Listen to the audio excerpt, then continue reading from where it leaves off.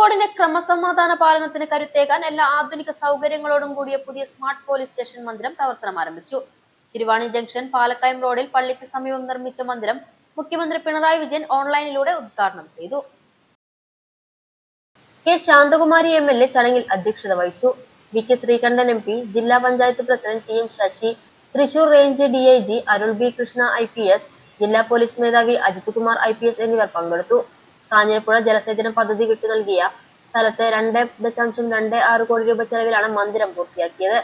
76,000 രൂപ ഭരണാനുമതി നൽകിയിട്ടുള്ള പോലീസ് സ്റ്റേഷന്റെ ഈ കെട്ടിടം വളരെ ഭംഗിയായി ഇവിടെ സൂചിപ്പിച്ചതുപോലെ ഒരു പോലീസ് സ്റ്റേഷൻ ഇത്രയൊക്കെ സൗകര്യങ്ങൾ വേണോ എന്ന് പലപ്പോഴും നമുക്ക് സംശയിക്കാൻ കഴിയുന്ന തരത്തിലുള്ള ദേശീയ അല്ലെങ്കിൽ നാഷണൽ സ്റ്റാൻഡേർഡിൽ നിർമ്മിക്കപ്പെട്ട ഒരു പബ്ലിക് ഓഫീസാണ് നമ്മുടെ കല്ലടിക്കോട് പോലീസ് സ്റ്റേഷൻ.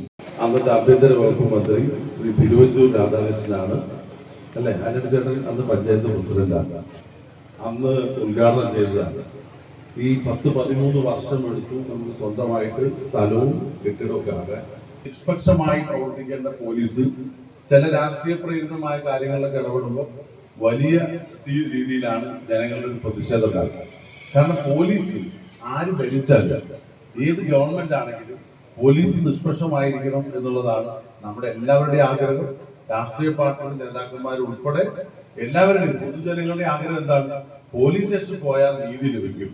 അപ്പൊ ആ നീതി നിർവഹണം നടത്തുന്ന ഏറ്റവും കരുത്തുറ്റ സേനയാണ് പോലീസ് സേന, കേരളത്തിൽ പ്രത്യേകിച്ച്.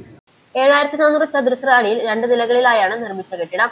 സ്ത്രീകൾക്കും പുരുഷന്മാർക്കും പുറമെ ട്രാൻസ്ജെൻഡറുകൾക്കായി പ്രത്യേക സെല്ലുകൾ സജ്ജീകരിച്ചിട്ടുണ്ട്. SHO, സബ് ഇൻസ്പെക്ടർ എന്നിവർക്ക് പ്രത്യേക മുറികൾ, ക്രൈം, ലോ ആൻഡ് ഓർഡർ വിഭാഗങ്ങൾ, ഇൻവെസ്റ്റിഗേഷൻ മുറികൾ എന്നിവയും സജ്ജമാണ്. പോലീസ് ഉദ്യോഗസ്ഥർക്കായി പ്രത്യേകം വിശ്രമ മുറികളുമുണ്ട്. 13 വർഷമായി താൽക്കാലിക കെട്ടിടത്തിൽ പ്രവർത്തിച്ചു വരികയായിരുന്നു കല്ലടിക്കോട് സ്റ്റേഷൻ. കരിമ്പ, തച്ചമ്പാറ പഞ്ചായത്തുകളും കാരാകുറിശി പഞ്ചായത്തിലെ 10 വാർഡുകളും ഉൾപ്പെടുന്ന വിപുലമായ പരിധിയാണ് ഈ സ്റ്റേഷനുള്ളത്. ചടങ്ങിൽ കരിമ്പ, തച്ചമ്പാറ, കാരാകുറിശി പഞ്ചായത്ത് പ്രസിഡന്റുമാരും വിവിധ രാഷ്ട്രീയ പാർട്ടി പ്രതിനിധികളും ആശംസകൾ നേർന്നു.